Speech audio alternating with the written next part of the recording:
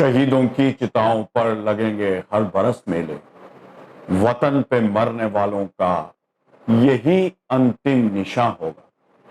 दोस्तों, हम सबको पता है कि कारगिल युद्ध 1999 में 15 मई के दिन जब सौरभ कालिया और उसकी टीम ने पाकिस्तानी घुसपैठियों को कारगिल की पहाड़ियों पर पकड़ा, उससे शुरू हुआ।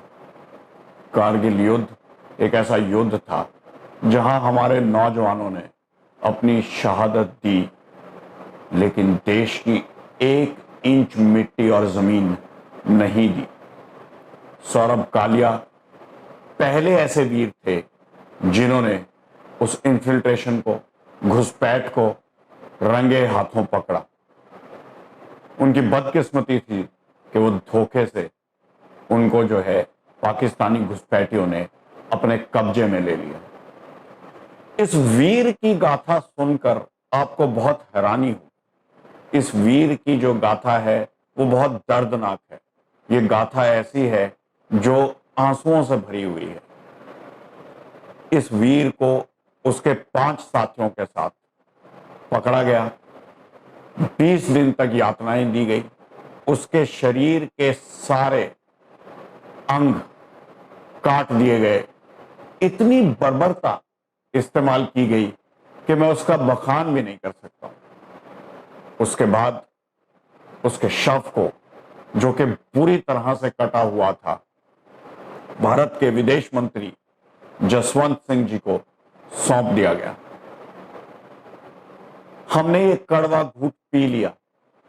1999 में कारगिल का युद्ध शुरू हुआ, घुसपैठियों को हमने वापस पटक मारा, लेकिन न्याय नहीं मिला।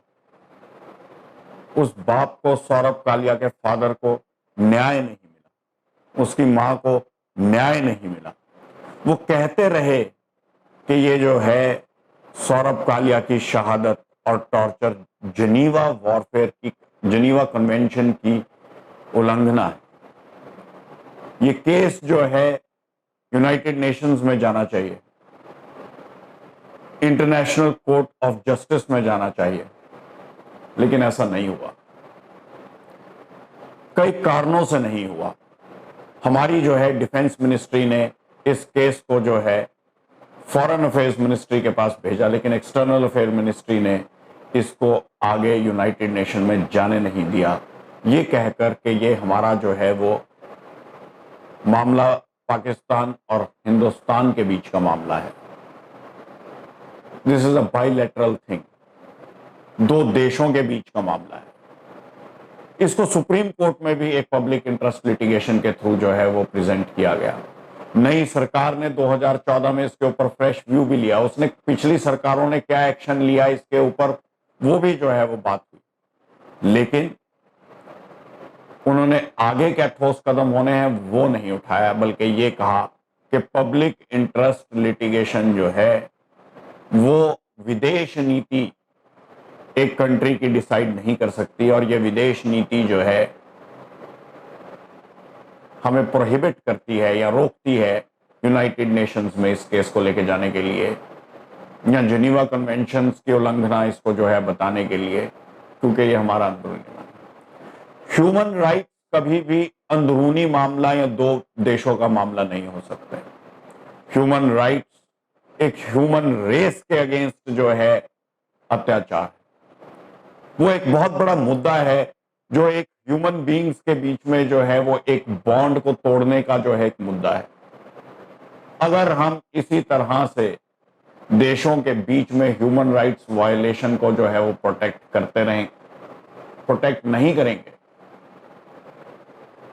तो जो है एज अ ह्यूमन रेस हम शर्मसार होते रहेंगे। सौरभ कालिया के केस में, कैप्टन सौरभ कालिया के केस में ह्यूमैनिटी शर्मसार हुई है, और उनको जो है न्याय मिलना ही चाहिए।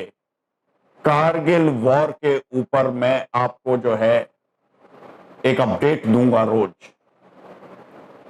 लेकिन उसकी शुरुआत मैं ये इसी बात से करना चाहता हूं, जो पाकिस्तान ने ह्यूमैनिटी को कारगिल के अंदर शर्मसार किया, उसका न्याय सौरभ कालिया के माता पिता को मिलना ही चाहिए हर हालत में।